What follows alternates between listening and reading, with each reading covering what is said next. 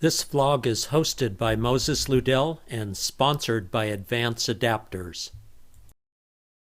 So as far as your choice of viscosity for your engine application, whether you're towing with a truck or taking a Jeep vehicle over the Rubicon or a desert in scorching heat or whatever, the factory manufacturer's recommendations for oil viscosity are usually very accurate.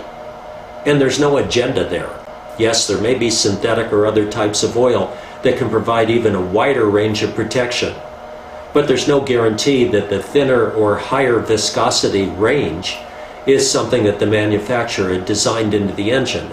And I bring that point up because engine bearings and clearances, tolerances, materials, the metallurgy of the piston rings, the cylinder walls, and so on and so forth, all contribute to the manufacturer's decision about what viscosity that engine should run at given temperatures.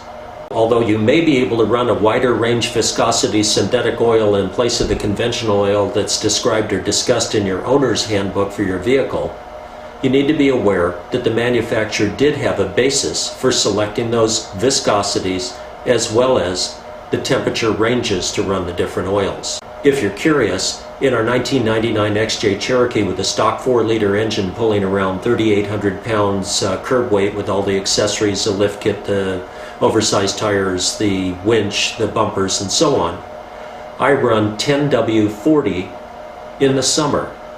I used to run 5W30 in the winter, but I've substituted the use of a block heater instead because the 5W30 at 140 plus thousand miles on that engine does allow for a slight amount of oil leakage or seepage out the rear main seal, and I really don't feel like pulling the engine apart to change the rear main seal at this point.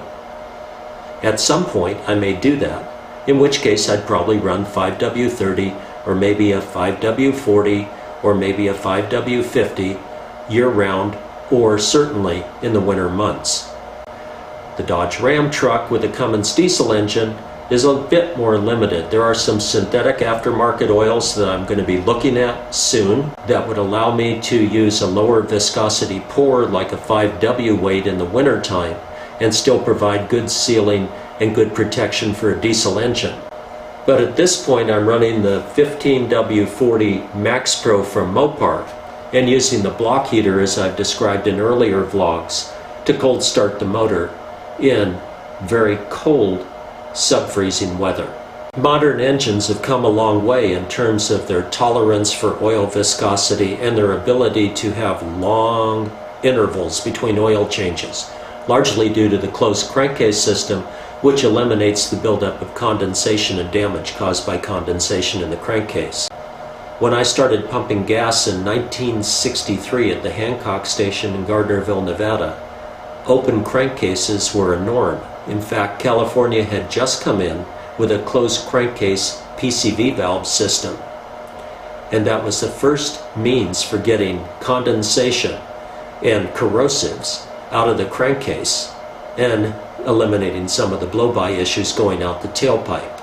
On modern engines, blow-by out the tailpipe, unless an engine has extreme valve guide or piston ring wear, is a non-issue. The buildup of condensation in the crankcase is virtually unheard of, and an engine on startup is likely to eliminate whatever condensation there might be. So engine oils can tolerate longer-term service, and the long-term 3,500 to 7,500 mile service intervals between oil changes are actually realistic with quality motor oils. On the other hand, oil filters need regular attention. And even with the use of ultra-long oil change intervals with synthetic oil, I make a point of leaving oil filters in the engine no longer than 3,500 to 5,000 miles on engines that get a good workout.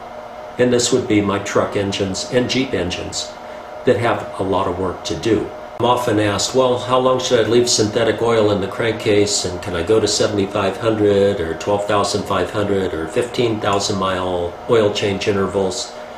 In terms of the oil's ability to hold up and provide adequate lubrication, those long-term intervals are probably just fine. On the other hand, I'm not really comfortable with leaving an oil filter in the engine for long periods of time. And I would say again that changing the oil filter at 3,500 to 5,000 miles and topping the engine off will provide replenishing of the additive package and an oil filter that you're assured will flow properly and not clog or end up bypassing.